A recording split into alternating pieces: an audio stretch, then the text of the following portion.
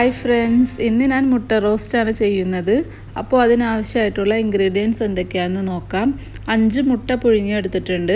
പിന്നെ 3 കപ്പ് സവാള ചെറുതായിട്ട് ചോപ്പ് ചെയ്തത്, 1 ടീസ്പൂൺ ഇഞ്ചി വെളുത്തുള്ളി പേസ്റ്റ്, 2 പച്ചമുളക്, 1/4 ടീസ്പൂൺ പെരിഞ്ജീരകം, കുറച്ച് കറിവേപ്പില, 2 ടീസ്പൂൺ കാശ്മീരി മുളക് പൊടി, 2 ടീസ്പൂൺ മല്ലിപ്പൊടി, 1/2 ടീസ്പൂൺ ഗരമസാല പൊടി, 1/4 ടീസ്പൂൺ മഞ്ഞൾപ്പൊടി, 1/4 ടീസ്പൂൺ കുരുമുളക് പൊടിയും വേണം.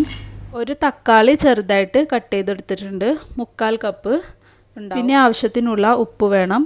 ഫസ്റ്റ് ഒരു പാനിലേക്ക് 2-3 ടേബിൾ സ്പൂൺ വെളിച്ചെണ്ണ ഒഴിച്ചു കൊടുക്കാം. പെരിഞ്ജീരകം ഇട്ട് കൊടുക്കാം.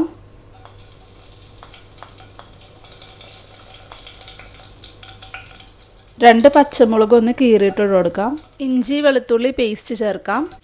ഇത് നന്നായിട്ടൊന്ന് മിക്സ് ചെയ്യാം. ഇനി ഇതിലേക്ക് വേപ്പില ഇട്ട് കൊടുക്കാം. സവാള ചേർക്കാം. കുറച്ച് ഉപ്പും കൂടി ചേർത്ത് ഇത് നന്നായിട്ടൊന്ന് വഴറ്റിയെടുക്കണം. ഉപ്പ് ചേർത്താൽ പെട്ടെന്ന് തന്നെ വാടിക്കിട്ടും.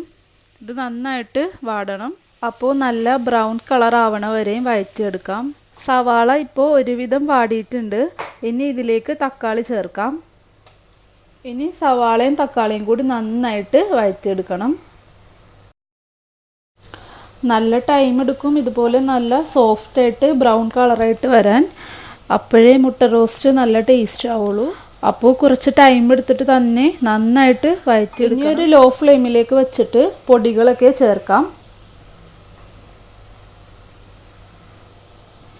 ഇതിന് നന്നായിട്ട് മിക്സ് ചെയ്യാം. അപ്പോൾ കുറച്ച് നേരം ഇത് നന്നായിട്ടൊന്ന് മിക്സ് ചെയ്തിട്ട് പൊടികളുടെ പച്ച സ്മെല്ലൊക്കെ മാറി ഒന്ന് മൂപ്പിച്ചെടുക്കാം. ഉപ്പ് നോക്കിയിട്ട് കുറവാണെങ്കിൽ ഇപ്പോൾ ചേർക്കാം.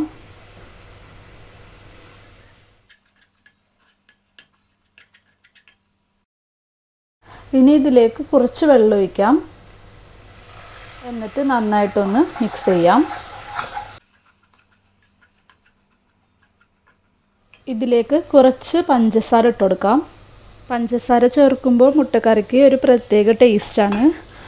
പുറത്തേക്ക് ഹോട്ടലിലൊക്കെ പോയി കഴിക്കുന്ന ഒരു ടേസ്റ്റ് കിട്ടും. വേണ്ടെങ്കിൽ ഒഴിവാക്കാം. അപ്പോൾ ഇത് നന്നായിട്ടൊന്ന് മിക്സ് ചെയ്യാം. ഇനി ഇതിലേക്ക് പുഴുങ്ങി വെച്ച മുട്ട ചേർക്കാം. മസാലയും മുട്ടയും കൂടി നന്നായിട്ട് മിക്സ് ചെയ്ത് യോജിപ്പിക്കാം. ഇനി ഇത് നല്ല ഡ്രൈ ആക്കി എടുക്കാം. അപ്പോൾ ഇതിവിടെ റെഡി ആയിട്ടുണ്ട്. ഒരു പ്ലേറ്റിലേക്ക് മാറ്റാം. വീഡിയോ ഇഷ്ടമായെങ്കിൽ ലൈക്ക് ചെയ്യാനും ഷെയർ ചെയ്യാനും മറക്കരുത്. അടുത്ത നല്ലൊരു റെസിപ്പി ആയിട്ട് വരുന്നവരെ ബൈ.